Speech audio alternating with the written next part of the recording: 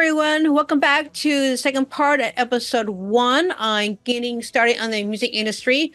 When we first start, Corey from Pure Energy will be asking Keith from Chaos 101 some questions. Or soon after that, Sean from Lost for Glory will join in and ask Keith some more questions.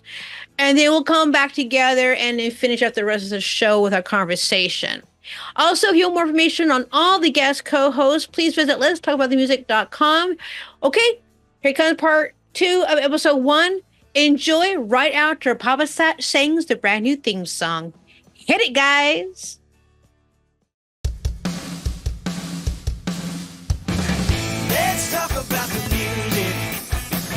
Let's talk about the band. Let's talk about the music. Let's talk about the sound. Let's talk about the music. Let's talk about it. Let's talk about the music. Let's talk about it. Let's talk about the music. All around.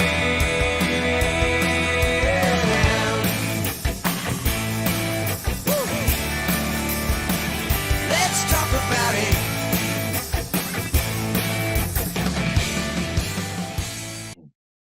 So, Keith, she was saying that you're just starting out in this stuff, huh? Yeah, I've been playing for like over half my life. So, Okay. I've been creating nonstop. And What do you specialize in? Are you strings, vocals, percussion? What do you what do you think is your best? Well, guitar, and I started off as a drummer, Okay. and then kind of navigated towards guitar, writing, and synthesizers. Okay. Piano. So, yeah, that's kind of how I'm seeing your PC equipment back there. So, do you do a lot of just what do I want to call it? Personal studio stuff, or yeah. Like currently, I have like a setup that has a micro setup, and I use that for as like a simplified way of creating beats.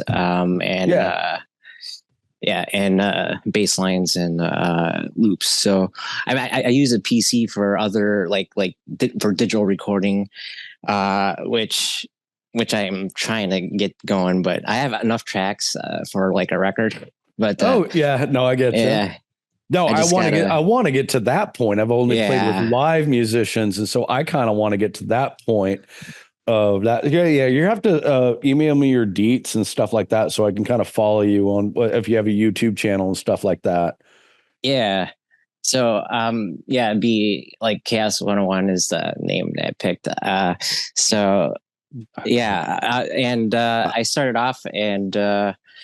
I started off playing guitar and drums with my friend in high school, and we just did like freestyle sessions, and that's kind of how we just figured things out of what our limits and potential are. So then invested in instruments throughout the years. Then I eventually got serious with my uncle. He taught me music theory, which really helped in my evolution as a guitarist. And I think I've learned the music theory from other people that have properly learned it. The tips and stuff that people give in mathematics and stuff that root notes and so forth. So it's like it does bring that way to, so you can play with others and communicate with others if you're going to play with other groups and various people, which so that's my go-to has always been I've never been properly trained by a educational standpoint.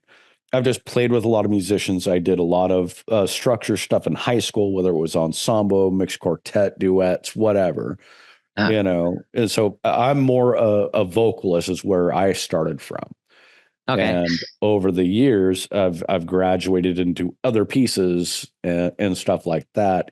But like I said, I've played alongside with I haven't played with him in music wise, but I've played shows with Sean in Lust for Glory. And You start talking to him and you start to learn a lot. I mean, his experiences, how he plays, what he does when he creates. And it's like you start getting ideas in your brain. And I think this is why Shells is putting this show together, is so that, well, let's just go with the name so we can talk about the music. Very much. Yeah. You know, and it's great for us artists. I will say that.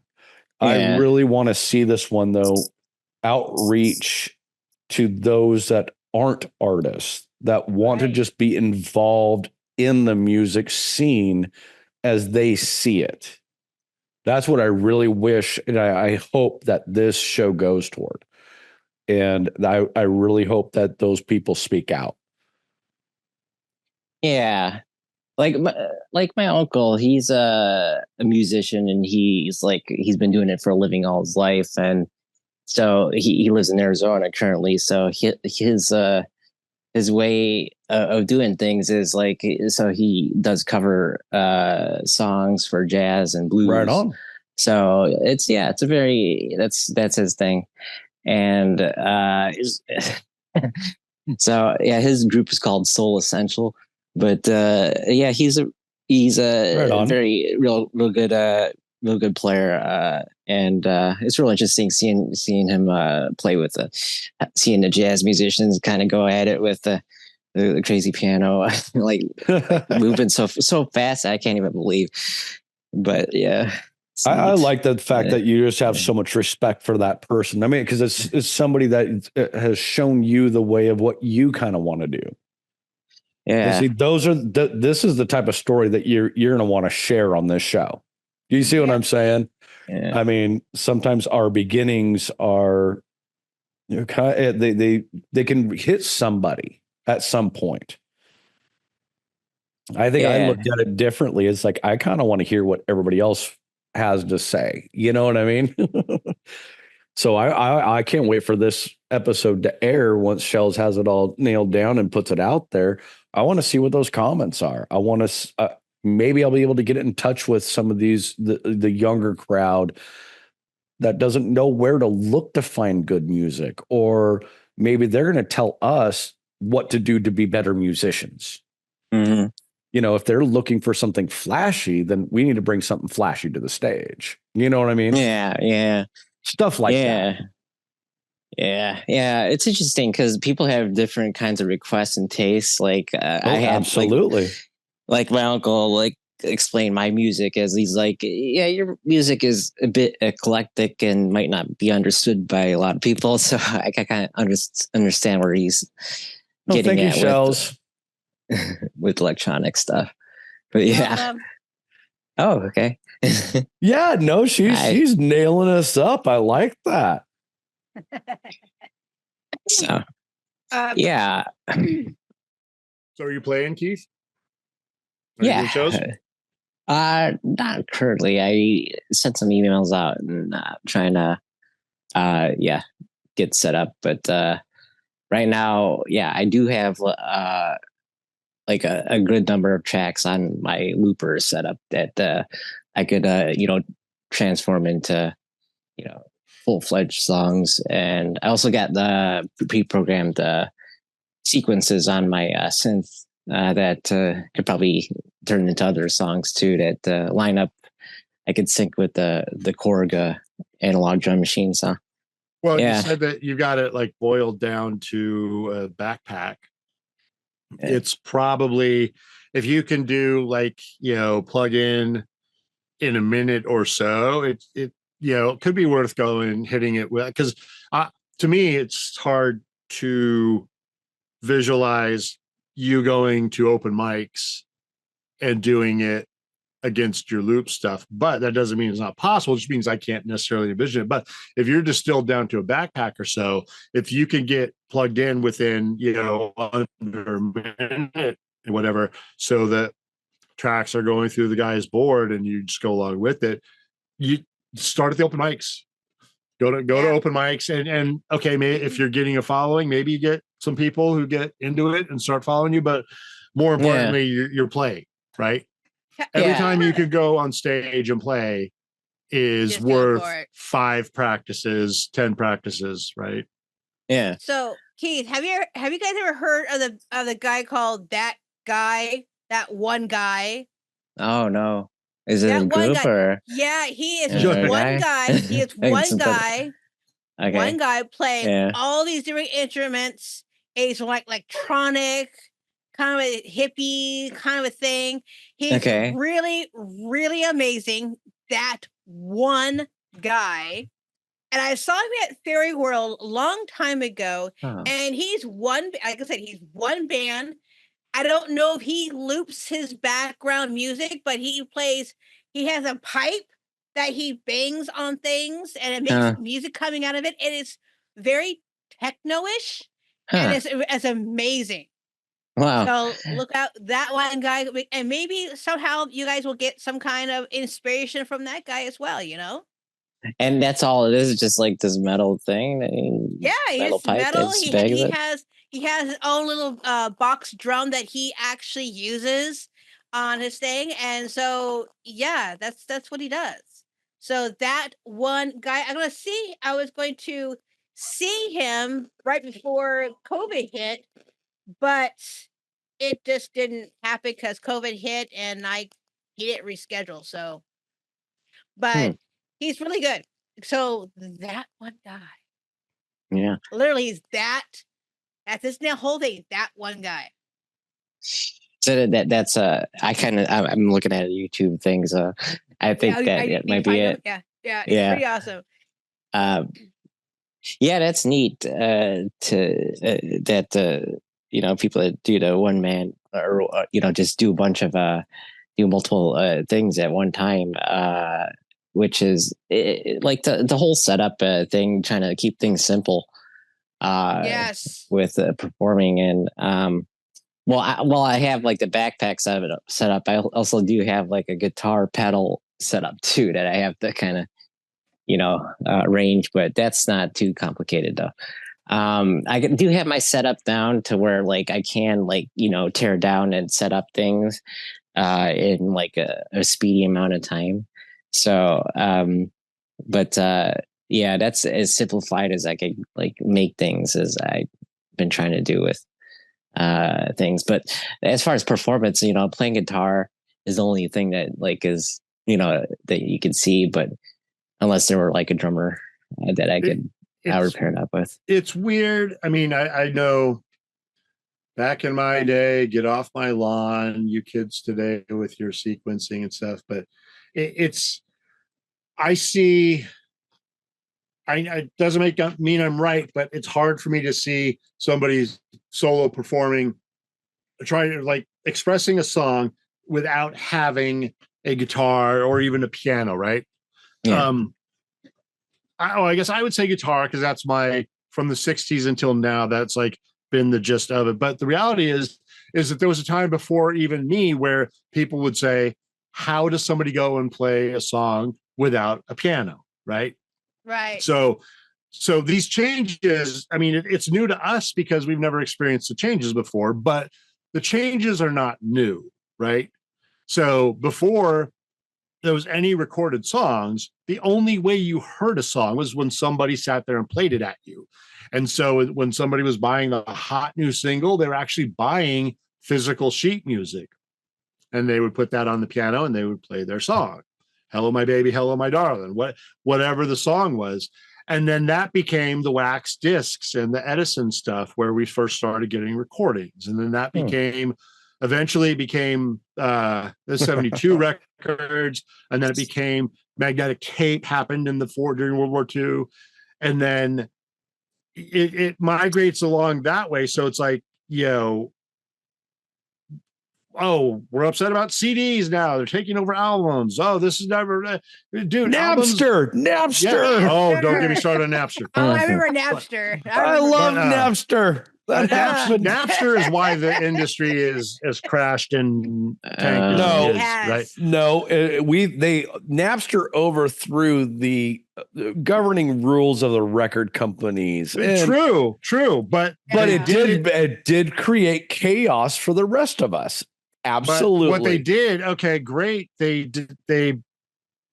blasted through and tamped down the gatekeepers. The problem with that is the model that they kicked the door through with was, oh, you don't need to pay. I mean, pay if you want, whatever, right? Okay, that's great. So don't get me wrong. There's nothing, the old industry model was every bit as rapacious as I might find Spotify right now, right? Absolutely. But they were inclined, in a lot of cases, the artist-friendly labels, like Herb Alpert of A&M was actually an artist, right? Yep. Ahmet Erdogan was a huge fan of things. So there were some of these labels that were really big fans, but then they're also like, well, we got to make some money too, right? So the reason that we have the Starlight Vocal Band is not because they wrote a great song, but it's because they had promotion and they had the label pushing the song so that it was everywhere. And everybody's like, well, it's everywhere. It must be a great song, right? So, okay, it's not the perfect environment, and you only have to, if you're Prince or somebody and you're in the game long enough, you can renegotiate so you're getting a fair cut out of the records that you're making. Not the best model, but at least they were usually paying their artists better than being paid now, and that's no great shakes. Absolutely. Oh yeah. But now you fast forward to Spotify now, and Spotify, because of Napster said, hey, we shouldn't really have to pay anything unless you kind of think you want to. And even then, don't worry about it, right? And that's what gave us the model now. And what irritates me the most, hashtag cue the rant, is that I have to pay to get onto Spotify. No, you don't. You have to pay. Yeah, you got to pay an aggregator. Yeah. To skip commercials, I think, or skip ads. No, to get my music onto Spotify. Okay, you gotta pay. You gotta pay as a musician. Yeah, right. Gotcha.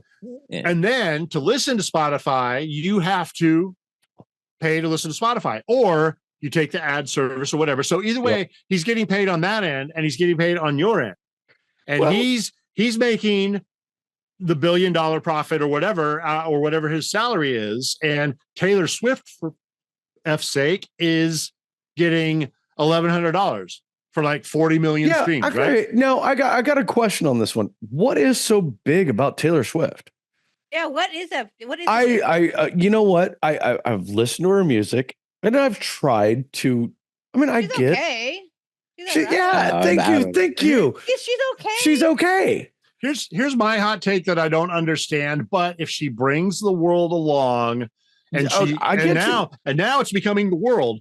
But when she first came out, I remember people going off about, oh my God, she's amazing. She writes her own songs. And I'm like, who doesn't write those to do, right? Well, no, everybody coming out of the Nashville model, there's people write the songs, and they try to go back to like the Tin Pan Alley days, where there's the songs and then they find the performers to do it. Okay. Right?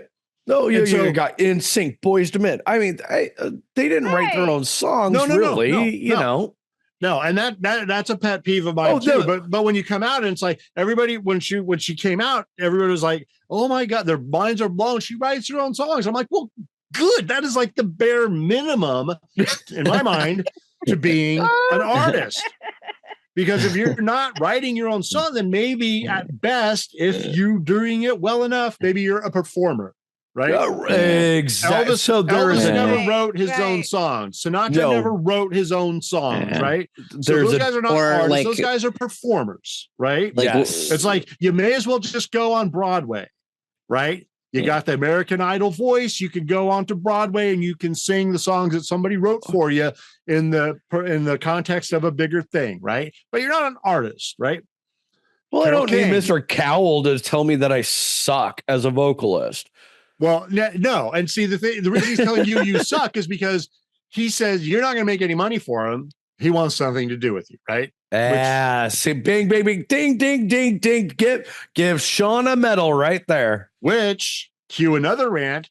If we want to pull, we got another rant. If we want to pull the pin on that grenade, but when you see somebody, when you're scrolling on Facebook, and you see somebody saying, don't play oversaturate your market. Don't play more than once every 3 months bands, blah, blah, blah. Yeah. That's What a promoter. is that? That's a promoter saying you're going to, make my shows make less money if you play twice in the neighborhood. And it kills me. It kills me because it's horrible advice to give to anybody, let alone a young band. And also whoever's saying that isn't I'm not saying a young man. Is it a young band? Okay. And they're saying it to young bands. They're saying it to young bands. And they're also in the height of the epitome of class, they're chastising bands on Facebook, right? They are. Don't lecture bands on Facebook, you damn idiot. You watch Sunny in Philadelphia? Idiots, savages, idiots, savages. Thank you. But anyway, so they go on about how, don't oversaturate your market and blah, blah, blah. It's like, don't tell bands that. Yeah, you know what, bands? If you can play every night of the weekend, every weekend of the month, you do that. Right. And you might need to do it for a year. You might need to do it for 2 years. But you're not going to oversaturate anything because the 6 people, the less known you are, people aren't going to go across town to watch you play. So amen to that. Amen, the 6 people brother. that saw you play at the checkerboard down here on Friday are not going to be the same 8 people that went over to Cruisers to see you on Saturday, right? Well, you also do go on the other side of the mountains, so there's a difference. Are you learning something, Keith? Here, are you learning something? Yeah. So start playing, and you'll get followers. Go to the next gig, you'll get more people. That's how you work and keep working. Keep looking at it. And you know what? Especially like in something as concentrated as Seattle, amen. You can play Everett, and then you can play Green Lake, and you're not oversaturating nothing.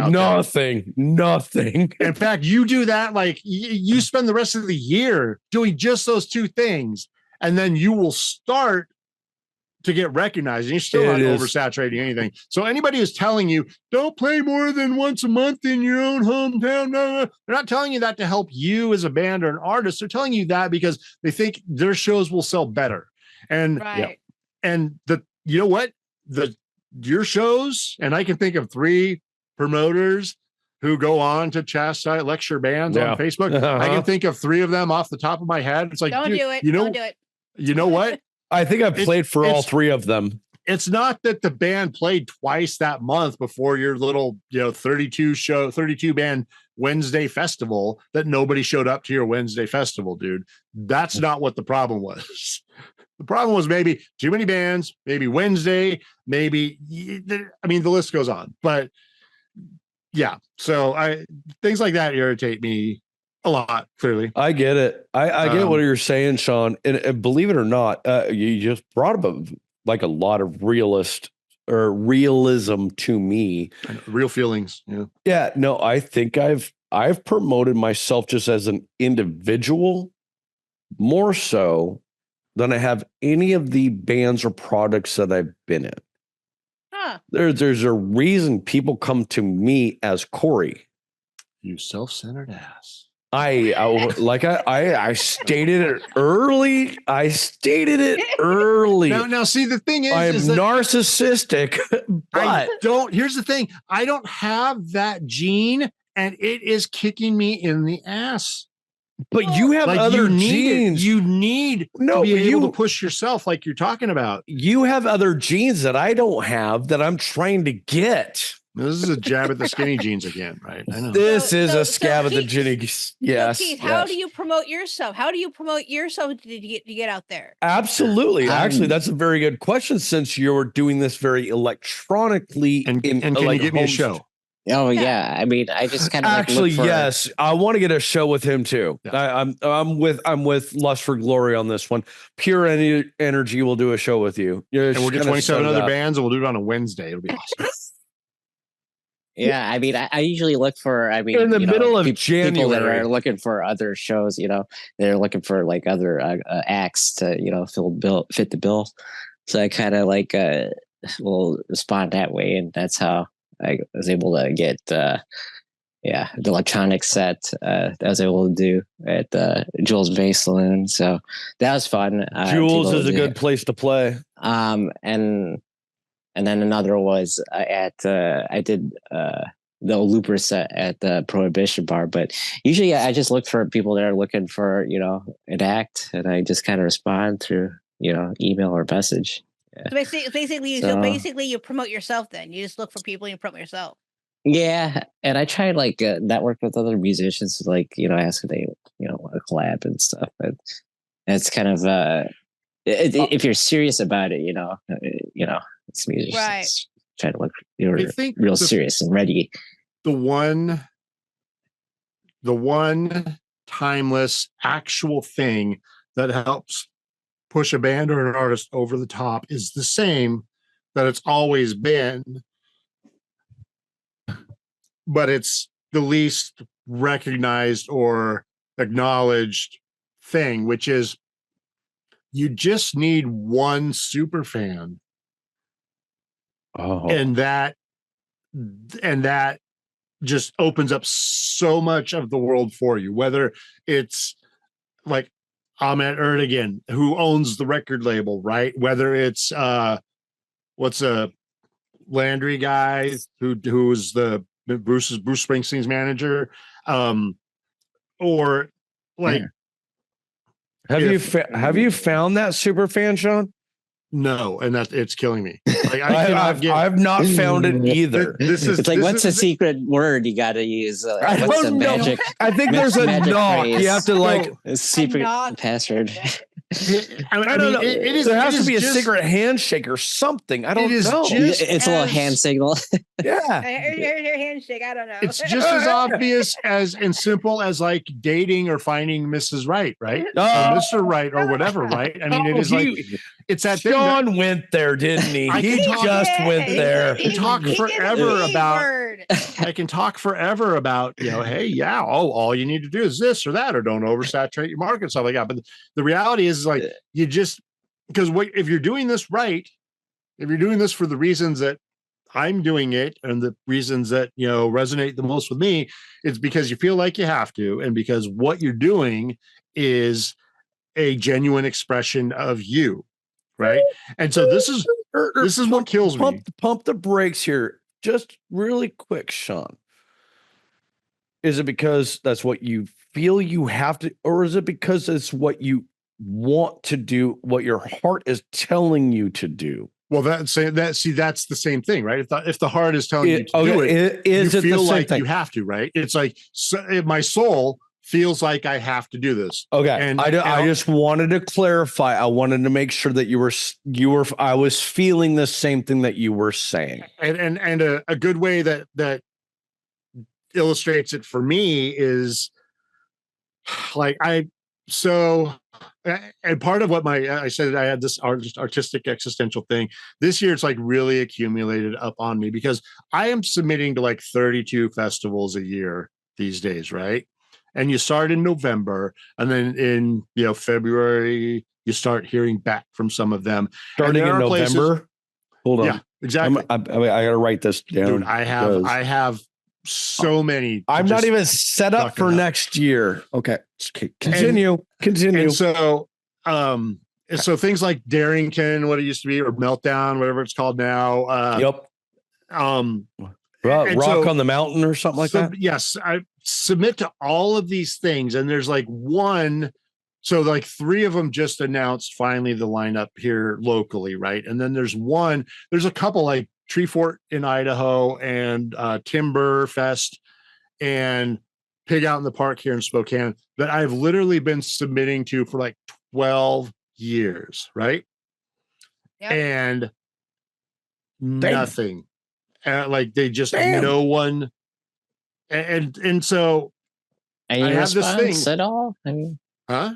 Well, see, any response back? I mean, well, yeah. Well, there'll be sometimes you'll get the unfortunately we didn't select you this time, but you got that. Please try. I haven't gotten any of that. Sometimes I get those, not all the time, but and which is like that's the icicle through the heart thing, because then you just like you're scrolling through Facebook and you see the poster for the thing and you're like squinting at it, and it's like you're not on it.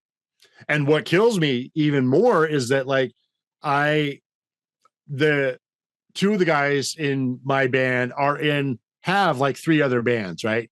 One of them is the main artistic guy from this band. One of them is the main artistic drive of this band. And like those guys are on Pig Out in the Park, and they are on this other one and stuff like that. So that's a, it kills me. And then like I remember Shells was seeing like one of those things, and I'm like, and I messaged on Facebook, I'm like, tell him to hire us, please. Because I've been submitting like so long, and just like, and that people are passing. And what kills me is that, like we talked about before, I've determined that the band is really just me, right?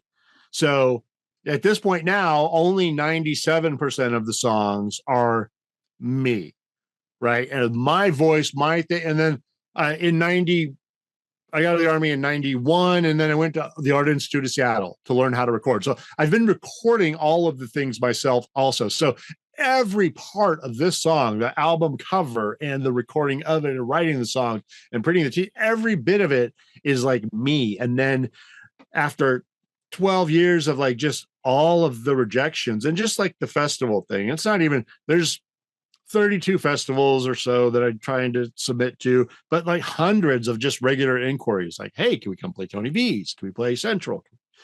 And all of those rejections at some point over the course of time, it just, they don't want me is how it winds up landing. That's right? And then, okay.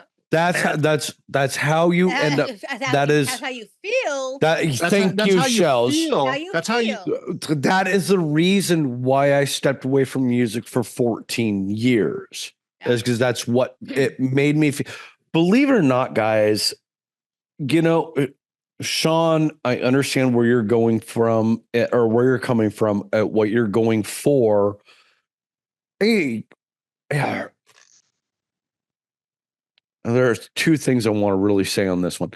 For one, this is a different local music scene. And I'm taking all of Washington, Oregon, and Idaho into this picture. It is different from what I experienced back in the 90s. Back in the 90s, it was cutthroat. There wasn't bands that like formed together. You didn't have camaraderie. You didn't have those types of things. Okay. Fast forward to today. Sean, you and I see things completely opposite. We really do. And which is fine, because we still converse. We still talk. I rely on you from your experience, because that's going to help me be a better musician. It's going to help me because you're a self-promoter. You see what I'm saying? I can learn from you. You get what I'm saying?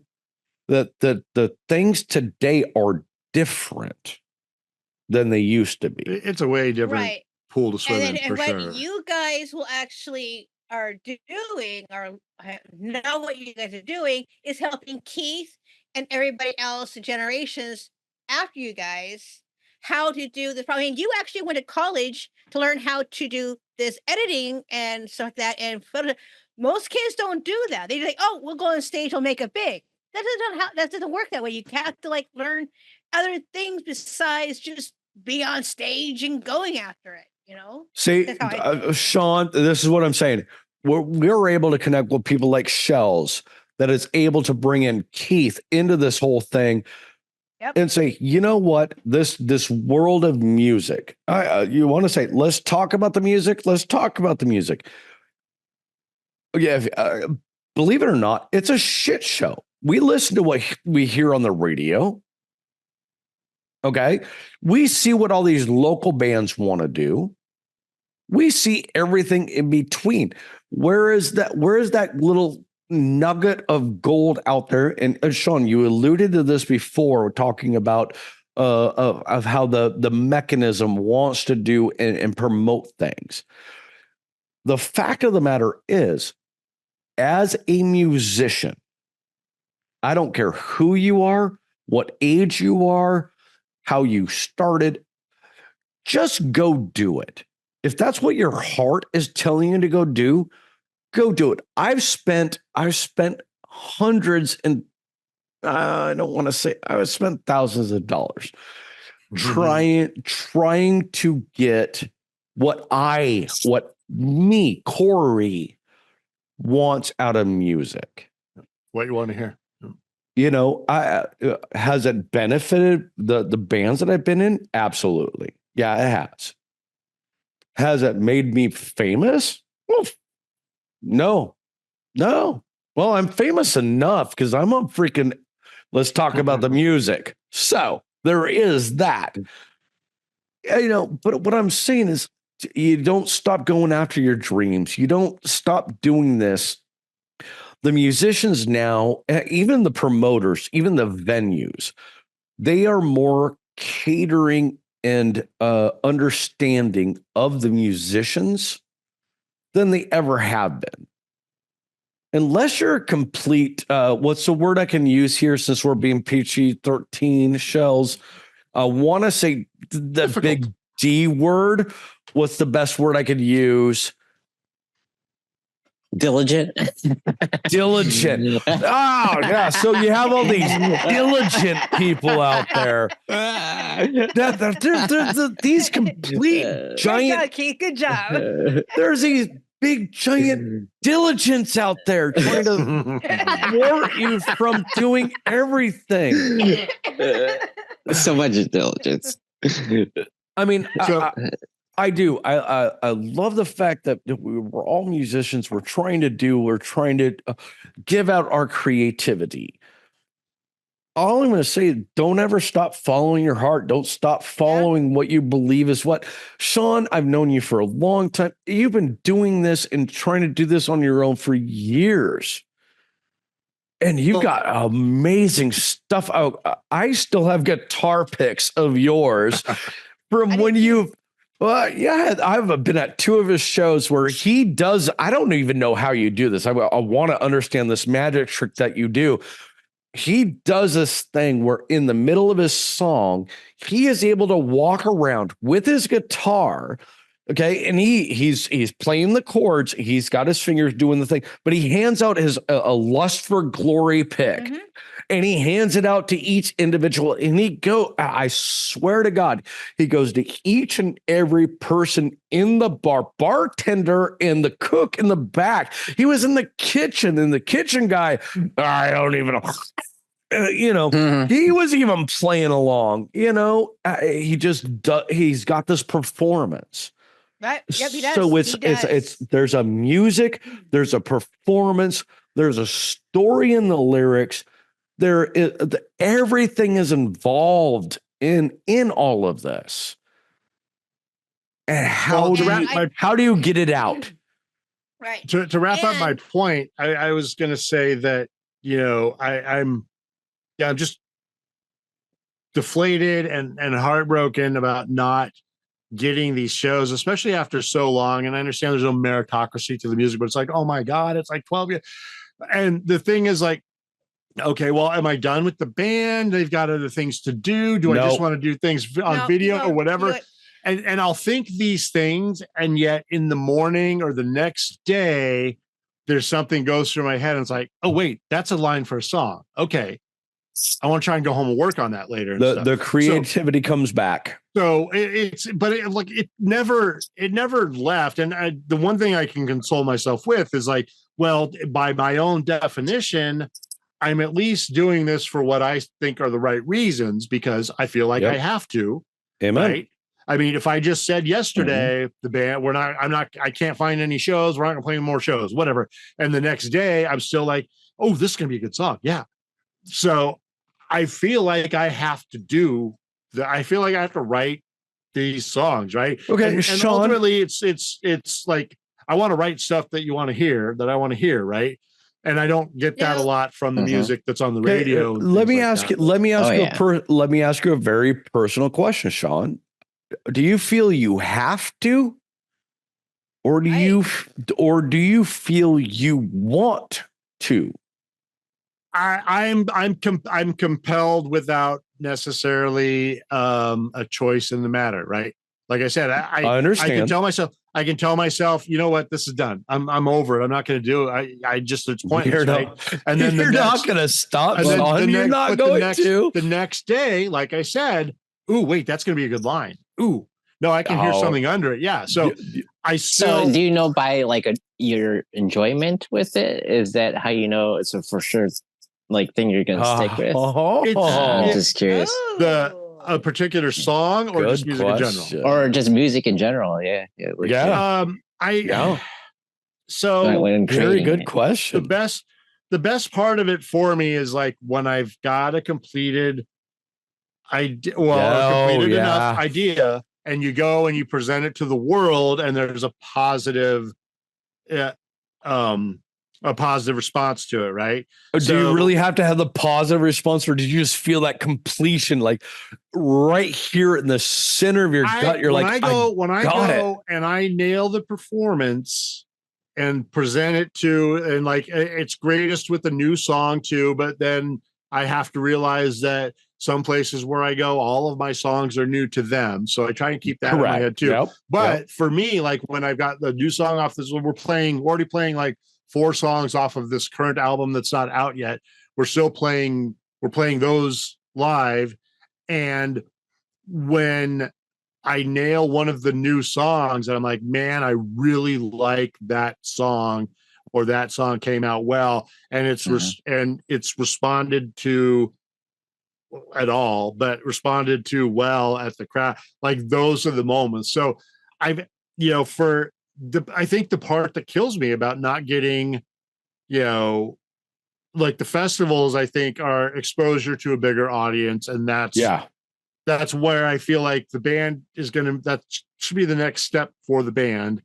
And then the heartbreak at not getting some of them repeatedly forever is like, oh, I'm getting, some gatekeeper does not enjoy all of what I do, but the playing live is the best thing. That's the thing that I enjoy the most. I enjoy having the song completed, ding, and nailed, and like this sounds great on the CD in the car, but then playing it live, and that's the part that breaks my heart about like, well, nobody wants to see me play live. So we found what Sean's secret is. Sean's secret is he wants live.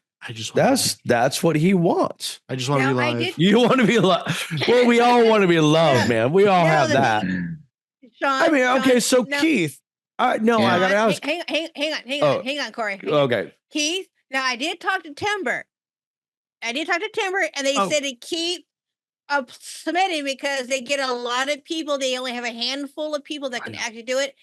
And I have not written the review yet. Well, I started on it, but got busy. So I'm still working on it, and I have them coming onto the show eventually, so I could ask them questions, how to get people to be submitted to, to their festival. So that's coming up as well. So Keith, this is where we kind of work on this because we're like networking with a lot of good people here. Mm-hmm. Okay, so Shells and Sean, you're gonna have to send us those details, like probably in an email, how to try to get into these festivals too. I can send if I can compile one. I don't even know what my clipboard looks like anymore as far as that. No, Sean, what I was trying to tell him is that we have other people that you guys are in this business in a different way than we might be. All I'm saying is that Keith, we've got 2 people that we're on live camera with right now. Yeah. That can help. Right. We have to just pick their brain. Right. And anyone's watching this or listening to us, pick his brain. How do all your bands get into festivals? Hell, I have no idea. Right. So this is the first time that I've actually been promoting the band. The other bands that I've been in, the other bands that I've been with, somebody else has done that. This is the first time I'm responsible for booking. Oh, really? Yeah, I have no idea what I'm doing. I'm just sending out emails. Oh, I'm supposed to have an electronic press pass. What the fuck is that? I don't know. Go look at my Jamie, YouTube.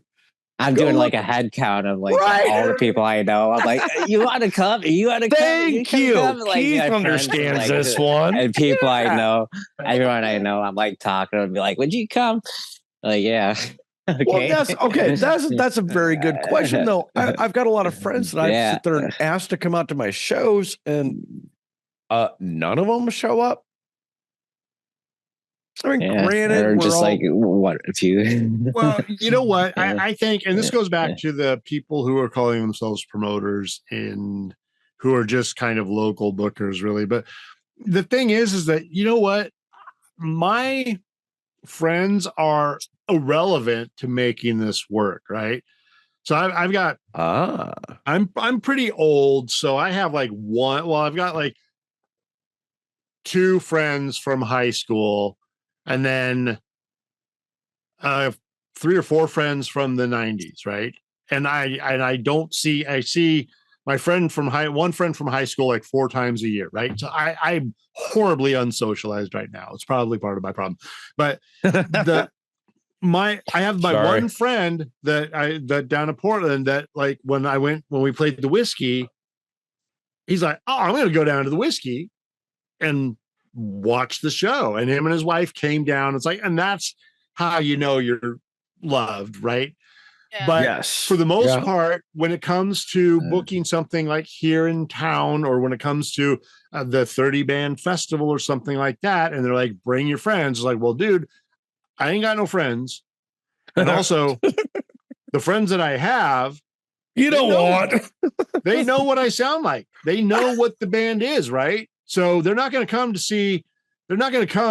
to pay $6 for a PBR unless your festival is hot. Yeah, right? they've been at practice. If you want to talk about oversaturating a market, my 6 friends, they are oversaturated. If you want them to come to the show, you better be the whiskey a go-go, right? Yep. You, the venue, the promoter, you need to step up your game, because my friends, my 6 friends or my 30 friends, you only get that a couple times. And then they're like, dude, they book you 1:00 on a Wednesday and the PBRs are $7. It's like, I'm not going to come back and do this again. Right. They're not coming because of me. And also, if you're relying on, you want everybody to bring everybody in that you can, I get that. Yes. But you can't just, you have to have your own charisma as a promoter. What is the promoter bringing in? So I'm agreeing with you here on this one. What is the promoter bringing in? What is the venue bringing in? If it's real promoter and real venue, they're bringing it, right?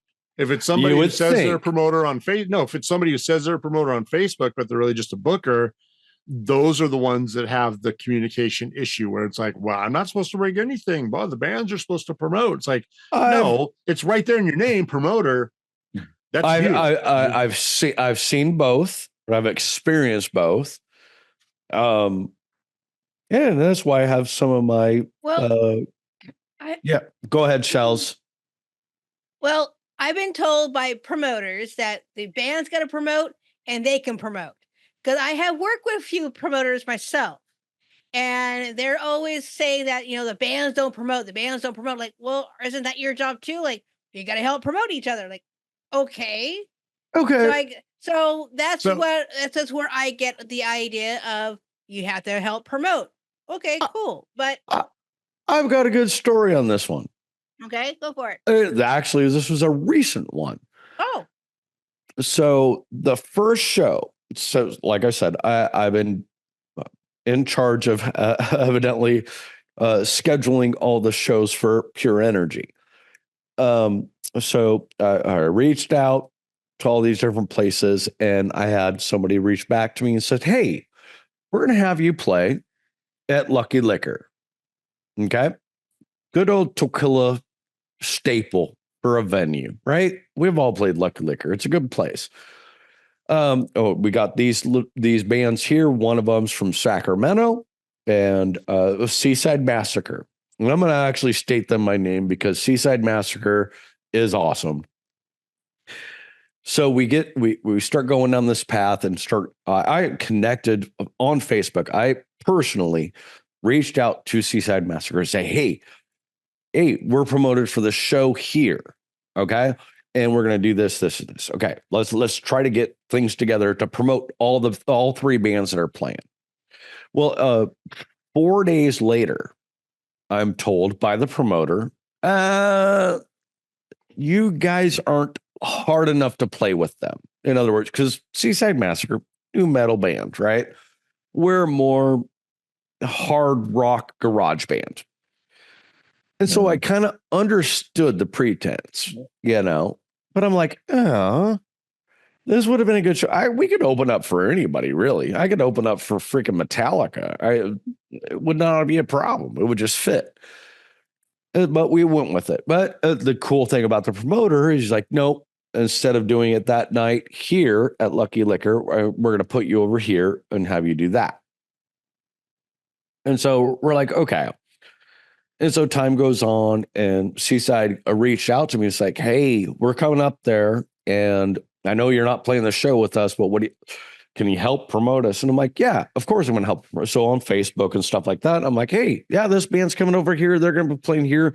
Of course, the same night, I'm going to be playing in Everett, so I'd rather you see us instead of them. But hey, you South Enders, go out here to Lucky Liquor. North Enders, come up and see us.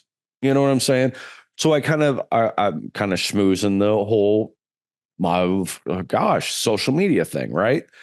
Right. Go where you want. So the first night we go out, because we're playing in Everett at Tony V's Garage. Awesome place, by the way. And if you haven't seen his lights yet, Tony V's got some good lights now. I mean, I really want to go to Tony V's. I have not been up there yet. I really want to go up there, but it's in Everett, and I don't have a car right now.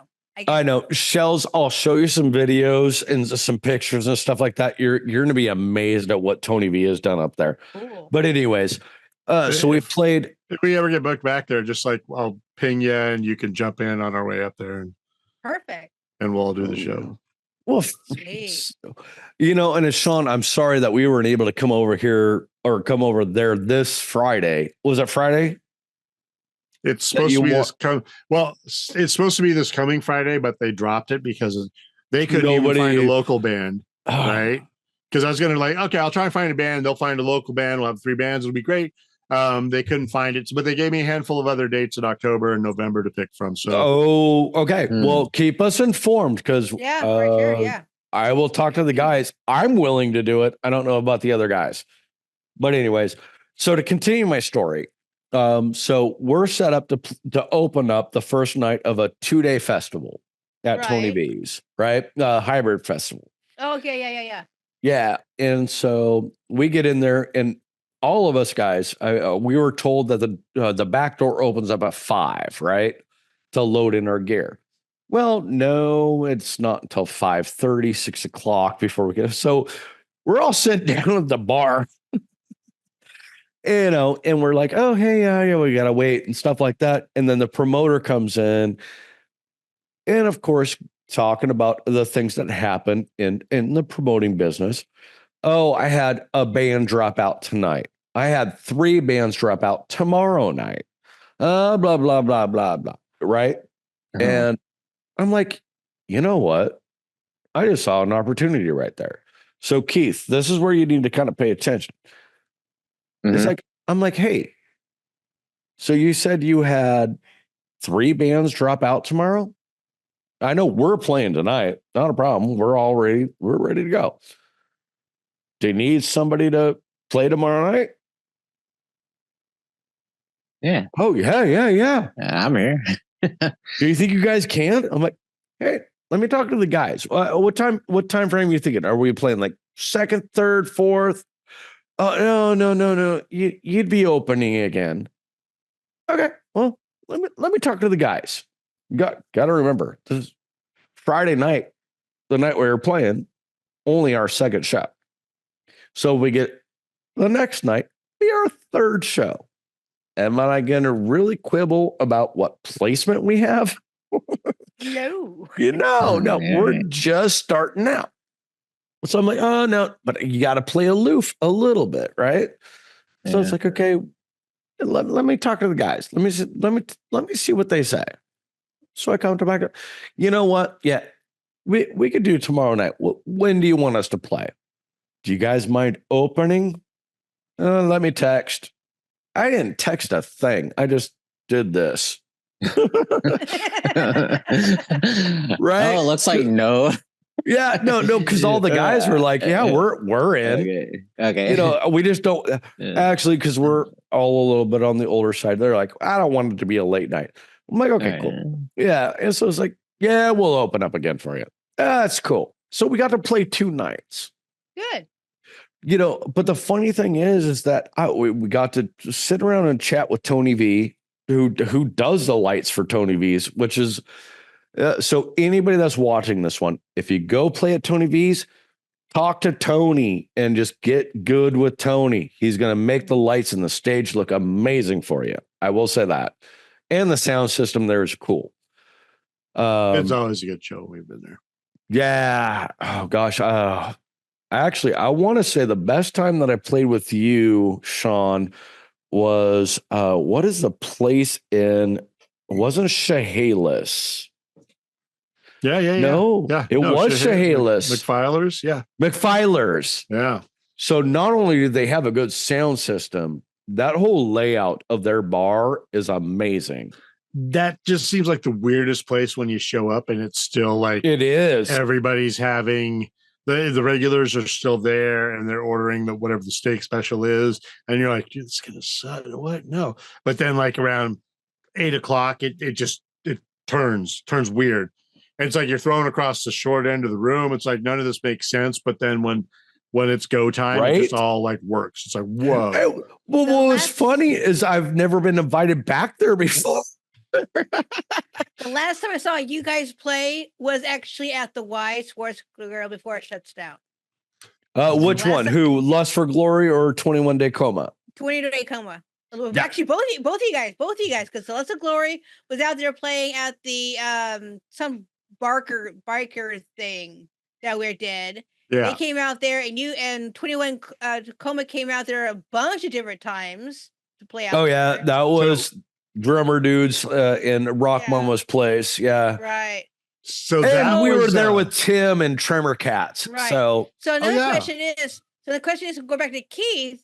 Now Keith plays a completely different kind of genre. So how can he actually get into his genre to play music, or does he have to open up for guys like you to get out there? Oh, I think he has a world of different options that maybe we don't have access to. Thank you, Sean. Yep. And there's some places like if it was still around the Y that maybe he's not going to get a lot of opportunities at, or like Lucky Liquor, maybe, right? So like he might not get like a lot of hey, yeah, sure, yeah, come down and play this from Lucky Liquor, but I can't even think of a place. But I just had a thought. Other places where they'd be like, yeah, let's get that guy, let's get Keith in here. This is not a Lust for Glory kind of environment, but you will definitely take Keith, yeah, for sure, kind of thing. So I know one of the things that so when I was with 21 Day Coma, we actually grabbed Tim from Tremor Cats, right? Had him play harmonica in one of our songs. Yeah, and it was that. Well, yeah. Not only did he love it, the crowd loved it. Yes. So I think that I mean I've honestly, as musicians, we should all be thinking about this thing, the collaboration piece. Yes. So, Keith, I'm sorry, I don't know you very well. I just met you tonight. Don't know your music. I have to listen to Chaos 101 to find out what you do, right? But what if there is something? What if there is a sound or a lyric or a guitar riff, a bass riff, a drum crescendo, whatever that is, What if it's something that just kind of reaches out to me and I'm like, hey, you know what? I'm going to call you up and say, hey, I'm going to send you this little file over here. Listen to it. Tell me what you think you could do with it or how you can enhance it, or maybe I might think, you know what, you would sound good with, that might sound good with like Filthy Traders or, you know what, go with this rap artist, Yak Nilla. You know what I'm saying? We all know people. Mm-hmm. We all, this is something that is so different from back in the 90s when I first started music. And I love this music community for this. And Shells, you've been a part of this. Musicians Hangout has been a part of this. Is they know that the local music scene is different now. Yes, it is. Musicians are looking out for each other. We are helping each other. We are are we trying to succeed? I mean, do I want to be better than you, Keith? Abso-fucking-lutely. Okay? Absolutely. No question. Sean, yes, you too. I want to be better than you. But at the same time, I'm not going to stop of not working with each of you to try to benefit myself. Well, I think you can benefit yourself, but also it's not going to be at the expense of me, right? I mean, no, not at the expense. There's nobody that's going to they're going to say, I'm going to listen to Pure Energy, but I'm not going to listen to Keith. Or I'm not going to listen to Lust for Glory. No, right? It's the help of all. There's no zero sum about what we're doing, right? Zero sum. I like that. So it's like, just because you're killing it, and this is, again, to circle back to my despair, this is part of what kills me about, oh no, we're not on Pig Out in the Park, or we're not on Meltdown Fest this year, or we're not on Shreveport. It's like, it's not like if there's a band called Itchy Kitty who's been on it 4 years, like Tree Fort. They've been down in Boise. They've been on it 4 years, 5 years in a row now. And the reason that they're on it is because they have a little half-ass label. And that's their super fan who goes out and advocates for them and gets them on stuff, right? So they have the person that knows somebody that gets them on there. Are they a better band than me? No. They're great. I like a lot of their stuff. Are they better? Better gets so subjective. Are they empirically different? Is it like Keith versus Lust for Glory? No. I mean, they are two girls and two guys. Lust for Glory is one girl and three guys. They're more of a straight derivative punk edge thing. Are they no, they're not better. I mean, to be honest with you, the couple of times that we've played with them, it all makes sonic sense to be on the bill with them. But a sonic sense. I love that phrase. They can be Shells, write that one down. Sonic sense. That's going to be either a band name Boise 5 years in a row.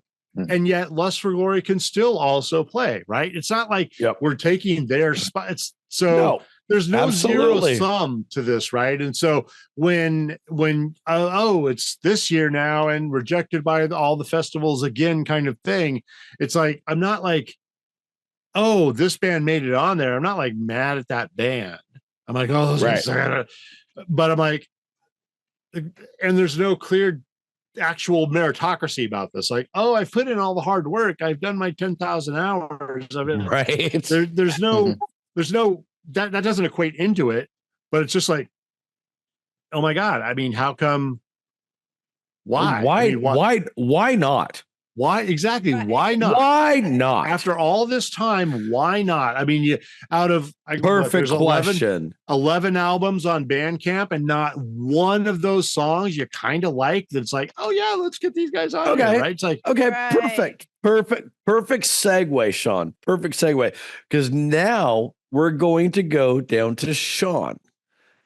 As you hear all this, what is your why not? Me or Keith? Keith. Oh, my why not?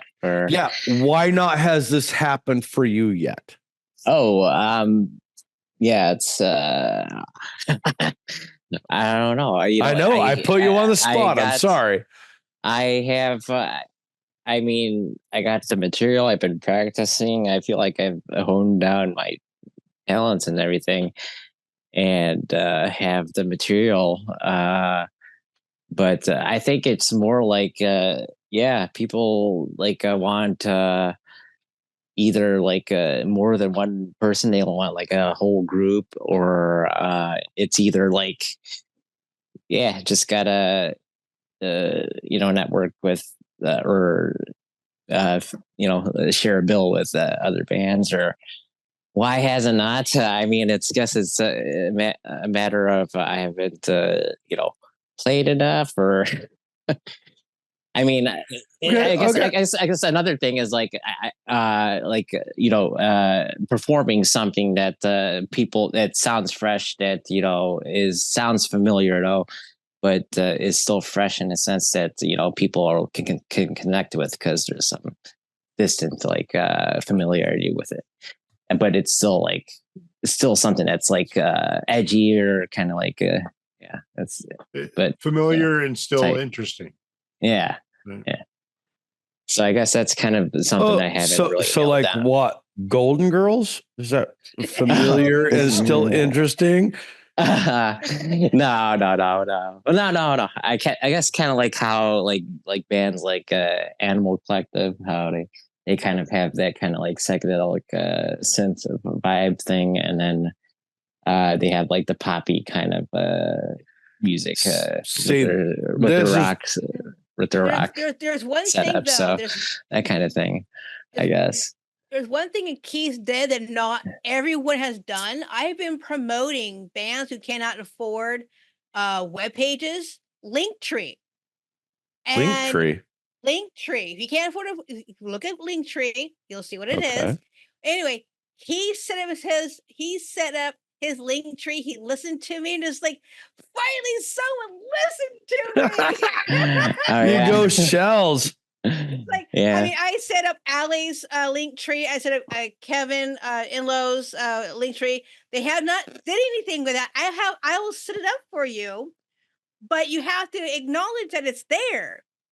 They haven't done anything. So but Keith actually is it a website, or is it like, because I've always seen it as like, and I've seen people use it and I've kind of got the sense of what it is, but it's like, is that just like an EPK, or is it like a website? Because it's kind of like you can put all your stuff on one page. Fuck, I just need an EPK is all I need. All you need is a Linktree. It's free to sign up.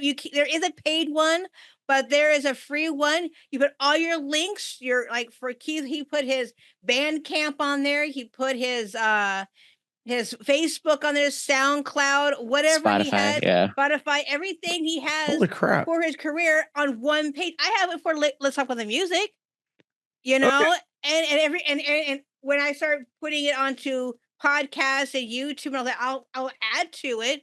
But it's an easier way for people to find all your guys' information is on a Linktree. So get on Linktree. They're not sponsors here, but they should be. But yeah, I don't know any alternatives, link generators like that. Linktree, that's the only one I know. So he is the only one of all of everybody who I said get a Linktree. He's the only one that's done it. You never told me to get a Linktree. I have no idea what you're talking.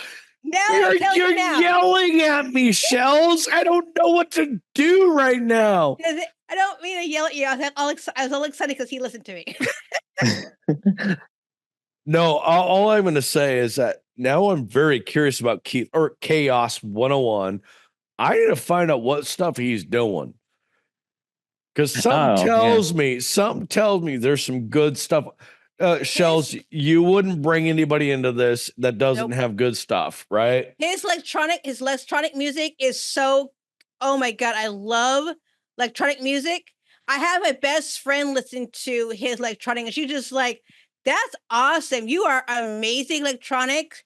I mean, I have so keep at your electronic, because there is an audience out there, and I'll search around for you on how I can get you more gigs as your electronic. But yeah, you're a very, very good electronic. I love techno. I came into the world when I came into the world. I started getting into the electronics at back in what? Thanks. Yeah, like all the stuff I do is like on the fly, so it is kind of like a free form kind of freestyle Oh, even version. better. It's even Because better. like it's not a pre-recorded stuff. Like I hit play and then I have like 16 or 32 different elements of drum tracks or synths like that are all synced together, and I just kind of like mute which one I want to have going, and it kind of turns into like a real cool like 20-minute composition or like song or something. So Nice. I mean, I had so much fun making those records. It's All right. I have a question for you, Chaos. Yes. Okay, so I'm not big in the techno world. I mean, Yeah. I'm savvy enough. I need you to rate on 1 to 10 Lords of Acid. Oh wow, that's an old school. Yeah, old school. I love wow, that's Rate, a long time since rate on 1 to 10 since I heard them.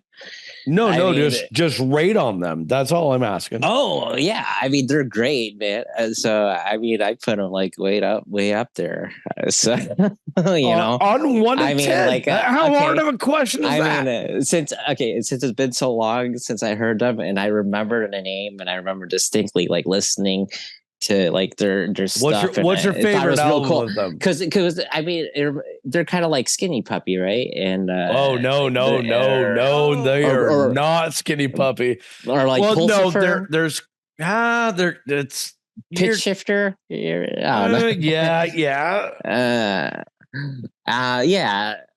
KMFDM. I don't know. You know, KMFDM. Okay, gotcha. Okay. Yeah. I'm gonna follow you now. So it's kind of that's kind of No. You can shut up now. You don't have, you sold me. I'm following Chaos 101 is what I'm gonna do. Yeah. So the electronic stuff. It's like the inspiration I guess would have been like Aphex Twin or Autechre, because they did like stuff that was just really Twins. I forgot about them. Oh my gosh.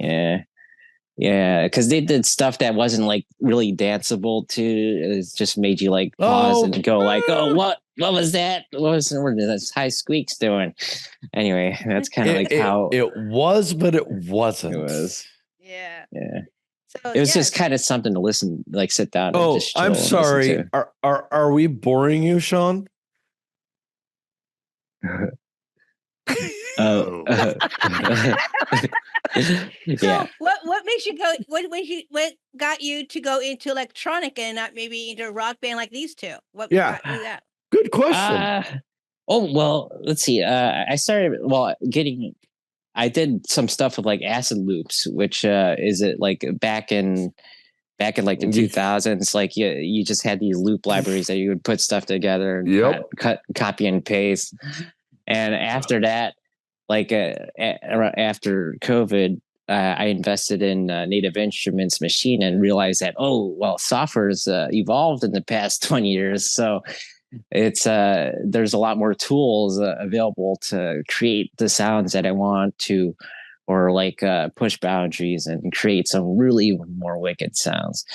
So that was real cool to have the virtual synths engines and tweak all the parameters and everything. So yeah. And I spent a lot of time basically after work. I would work on a track, and throughout the week I'd like review it in the car, make sure the bass was like correct. But yeah, that's that's a creation process. Here's a question. What did you hear that made you, that's kind of to play off of her question, what did you hear that made you say, oh, that's what I want to do? Oh, like just like start creating electronic music. I guess like Tucker, but like the thing is like I heard something and it just sounded original, so I guess like out of like just like living through life, listening to music and other bands, imagination just like is just one of the things. So like with electronic music, whenever I heard this stuff, I was like, I would hear electronic music by my like just think it up just by hearing stuff. So I hear my own like synth lines and stuff like that, and like wicked beats and stuff. And Okay, try and mimic that. Yeah. I think what Sean was trying to say is that, so I correct me if I'm wrong, Sean.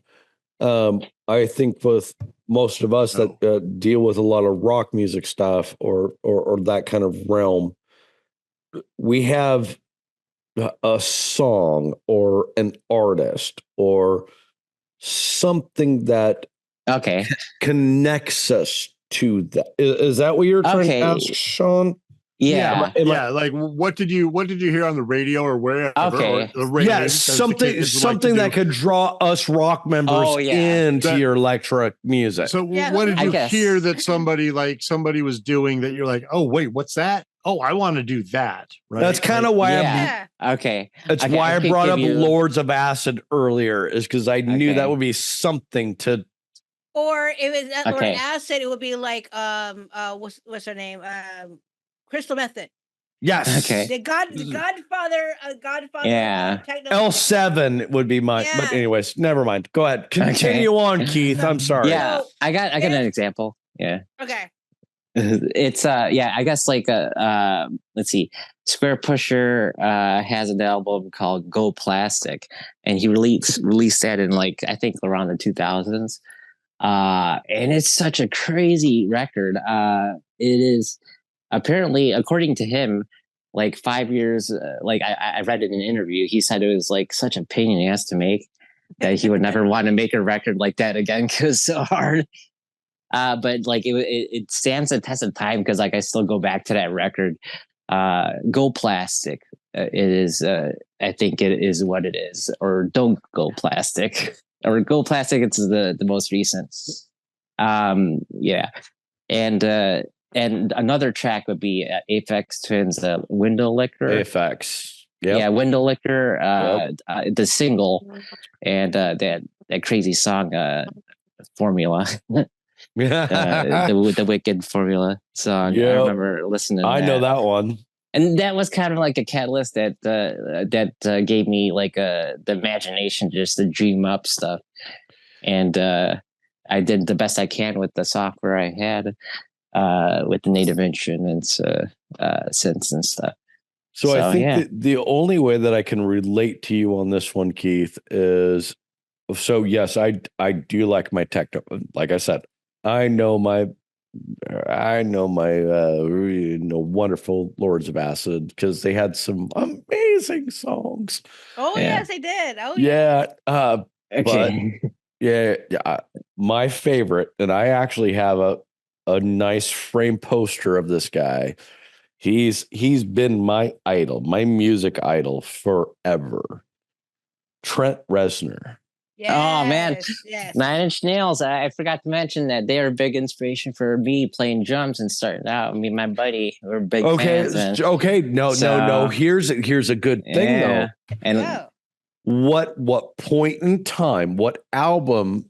When you liked playing drums, what album did you like playing drums to? Because there's a difference. Oh yeah. Man, you like Pretty Hate Machine, didn't you? Downward Spiral. The Downward Spiral. Oh God, that drum! I can't remember his name. I don't remember the drummer. No, he was good. The drummer on the record. Yeah. Shoot! Oh man, I can't believe I know. I know, right? I can't remember it either. Charlie Clouser, I know. Because he did like a solo. He did a couple solos project on that stuff. Yep. I mean that, and then The Fragile was a good record that had some. The Fragile drums. Was. I think musically, lyrically, all the way around, The Fragile was probably one of the best. I mean, my favorite album, of course, is always going to be Wish, because that was the biggest. It was the biggest fuck you record I've ever heard. Or was it Broken? You mean Broken? Oh, Broken. I'm sorry. Broken. Yeah, that Wish was on. Yeah. No, but The Fragile that's where he started to change and had a little hope in his songs? Oh yeah. Not much, because there was still a lot of hatred in that song. Yeah. Or in that album. Oh, yeah, no. Yeah. Uh-huh. The drummer of Nine Inch Nails, Downward Sparrow, his name was Chris Vayner. Chris Oh, Wiener. yeah. Wiener. Yeah. On track 14. Yeah. Yep. And also Yep. drums on Burn, programming, sound design, and additional engineering. And then Andy, I cannot pronounce his last name, played drums on track 13. And Stephen Perkins played drum on track That's right. 8. Perkins played on that. That's right.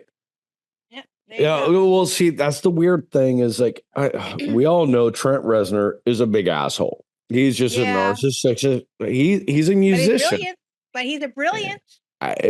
He's made some great music, and he's gotten the people around him. I mean, I've seen some bootleg stuff of his that is beyond my comprehension. Mm-hmm. And as a musician, he's my biggest idol. Always has been. He's able to write music to sound the way that it should. He's been able to write lyrics that match the sound. He's able to put on a live performance that matches both. Right. Oh yeah, but every show has been top notch, and even the soundtracks that he does with Atticus Ross has been amazing. I've been following all the soundtracks he's done for movies like Empire of Light or Natural Born Killers. Gosh, what is the other one? Lost Highway. That's how he was able to get Marilyn Manson doing his stuff. I mean, see, Sean, this is the type of stuff that you and I are talking about all the time. It's like, these are the types of things that we're trying to aspire for. Right. You know what I'm saying? Not necessarily. Oh, I love your kitty. What is your kitty's name? This is Lily Cat. Hey, Lily Cat. Hey, Lily. Lily Cat. Lily Cat's curious. To go back to your techno music, is that I got a chance to actually interview Crystal Method. Cool. Really? Yeah. Awesome.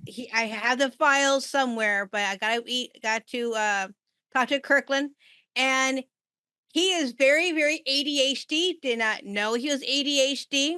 Yep. The only way he could actually do his stuff is that he's all over the board. And I watched him. I was really close to the stage, and I watched him, and he is just everywhere, just doing his thing. And when he's working with his partner a long time ago, he had to like take breaks. He starts out the first half of it, and then he finishes it.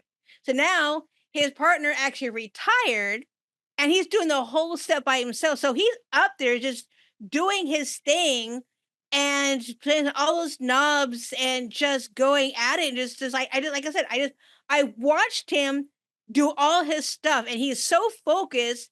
And the only way his ADHD can actually do his thing, so he's so focused on everything. It's crazy, but it's amazing. So each of your guys's your projects, how we can find you guys, and over there. So Keith, how can we find you? Okay, so I'm Chaos 101. You can find me on Instagram, on YouTube, Spotify, Facebook.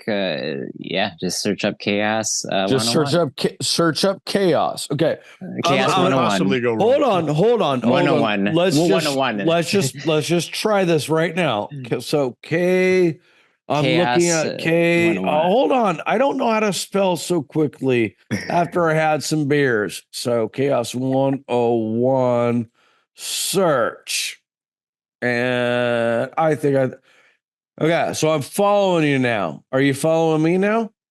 Let's see. Did you see a Corey Wold come up? Oh, okay. Yeah, see, you did. Right. See, now this works. We see how this works. Okay, Sean, you go. Okay. What's up? So I there's a Facebook, there's a YouTube. We got a lot of stuff on YouTube. We got stuff all over Bandcamp. There's a couple Instagrams apparently, because I can't delineate personal from band. So they're both the band. probably a little dull, but lots of cool pictures of gear. There's a TikTok, but my daughter won't put anything on it for me, so it's kind of a little. It's slow to get off So of it's the just ground. there. And what I will say is there are no shows coming up, so I don't even need to not mention them because there aren't any that I know of yet. Doesn't matter. Go listen to Lust for Glory. Go listen. But here's Lust the thing for Glory. Go listen to here's it. the thing that we're going to start doing is we're going to start just in practices. I have plenty of cameras. I got a couple Black Magic switchers. We're just going to start recording the practices. I'm going to be putting, there's so many songs. I just want people to have heard the songs, right? That's my goal in doing this. So we're going to just start putting videos. Like tomorrow, we're going to shoot a couple, we're going to practice some stuff, shoot a couple of things. And hopefully then we just start getting a video of this song up on the Facebook or on the YouTube, and then this song, and then this song, and then 10 songs per album times 11 albums or whatever it is. Hope at some point we just get all of them up there like that. And who knows, maybe even we'll start live streaming at some point or another, just occasionally a once a month live stream concert from our practice space or whatever. I don't know. Just stuff like that. And a new album called Clockwork Man coming out as soon as I can finish that damn last song. A Clockwork Man. Is that correct? Clockwork Man. Yep. A Clockwork Man. Yeah. It here I can show you the album cover because it's been what I do is like, oh hey, that's gonna be a cool album cover, and I'll just put it on my phone wallpaper, and it's on there for like years. Oh, there you go. Oh, cool. I have seen that. Until I finish it out. Yeah, that's on the website too, I think. No wonder I've seen that. I know that picture. Yeah. Okay. Gotcha. I've been trying to get this damn thing done for years now. So I've been trying to get a lot of damn things done for years. Usually I can do an album in like a year or under a year and a half. It's for some reason this one's been dragging on me. I don't know why. I don't know why, but Shell's been able to get this Let's Talk About the Music up and going. So I'm going to give her credit for a lot of that. It took me 6 years to get it going. It took 6 years, but yeah, I'm here. You've got it. You got it. Yeah, I really like how you set this up. It's all about getting what you want. Right. Gotten. Right. Okay, before I plug me and more information on this Let's Talk About the Music, Corey, plug yourself. Plug myself? Okay. Sounds so dirty. I know, right? Not that kind of plugging. Hey, wait a minute. But that's on, well, that one will be on the OnlyFans. No, if you want to know where my music journey has sent me, just look up Corey Wold on YouTube. That'll show you the plethora of that. What I would plug is Pure Energy. That's the band I'm currently in. We have our YouTube page, Facebook page, stuff like that. As like I said, Corey Wold, you'll have my Facebook page, stuff like that. I'm really about just I want music to be heard. Right. I mean, Keith, I haven't listened to any of your stuff yet. I am now very interested in listening to your stuff, and I'm going to be listening to Chaos. I'm going to figure some of this stuff out so I can hear what you got. Thanks. I want to hear your stuff too. So then go look it up. See? Yeah, I know. I have it written down. I'm gonna listen. I'm gonna listen to it. You got to do the work. You got to do the work. Like I got to do the work to listen to your stuff. Press the button, you lazy bastard. I'll find you. I'll find you, both. Go ahead, Shells. No, go ahead. Okay. So I was gonna say, Sean has some stuff that I've got to hear now because he's mentioned a couple things that I don't know about. So I gotta start paying attention. Oh yeah. See, I gotta do my homework too.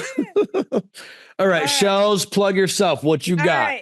Alrighty. So basically the show has been gone for 6 years because I decided to take care of my mental health.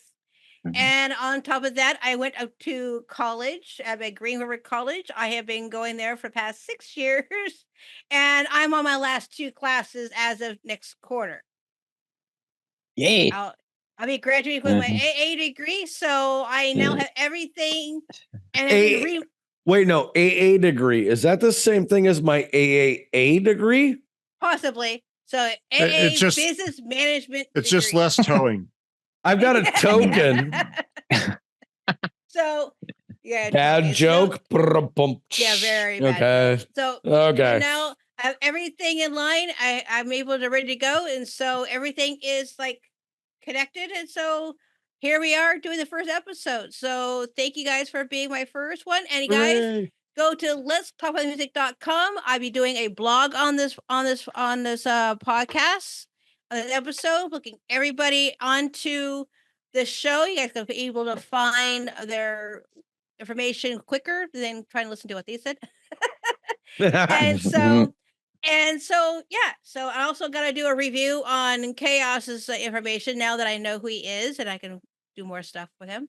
And so yeah, so go to let's talk about the music. Wait a minute. Let's back that truck up until you can do some more stuff with them. What are you trying to say, Shells? I'm trying to do a blog Hey, review. Saying tune Let's into talk about the OnlyFans. music. I love this place. Yeah, you guys are awesome. I'm trying to do a review on the Keith for a while, so now I have more information on the guy. I can now do it. There you go. Oh, All right, you guys have been awesome. Thank you so much, Shells, for You're very everything you've welcome. done. Sean, always awesome to talk to you. Keith, it was great to meet you. And Yeah, I you can't you wait too, to Corey, get in Sean. touch with Yeah. you. Yeah, Corey, Sean, Shells, nice to meet you too, first time, and interesting stories and background. I am really inspired by this. So yeah, hope to hear your music. So one last Yeah. question, Yeah. Keith. Yeah. What have you learned on this episode by listening to these guys? What have you learned? Not to So- listen to Shells. Keep on. Oh, keep you on- weren't asking me. Okay, I'm sorry. No. I mean, keep on playing more shows, and just kind of keep on no matter what, keep on doing Make- more open mics, Make even the if stuff it's that you want to hear.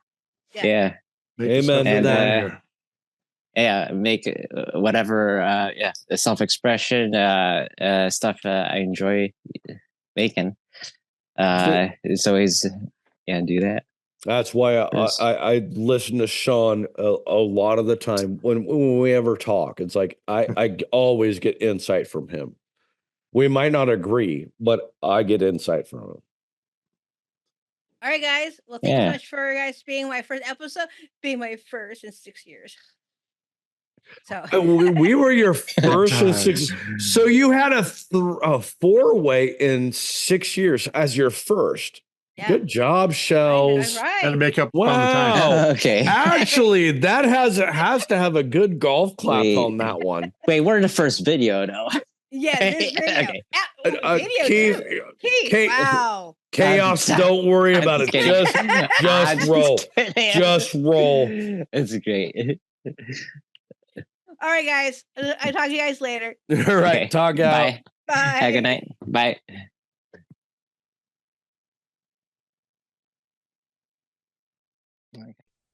Thanks for listening to or watching the latest episode of Let's Talk About the Music. A big shout out to our incredible guest co-hosts to make this show incredible. I hope you learned something new because I know I do. For more details about this episode and every single episode we put out, visit letstalkaboutthemusic.com. If you have a great topic you'd like to discuss or you want to be a guest co-host, please reach out to me at letstalkaboutthemusic@gmail.com. If you also enjoy the vibe, don't forget to subscribe on our YouTube channel and make us your go-to podcast. Don't forget now, sign up for our newsletter to stay in the loop with the latest updates. And big huge thank you for Ripple for the intro credit and Papa Sash for the fantastic new theme song. And a super heartfelt thanks to 89.9 The Current, also known as KGRG at Green River College, for their support. Until next time, let's talk about the music because music is everywhere.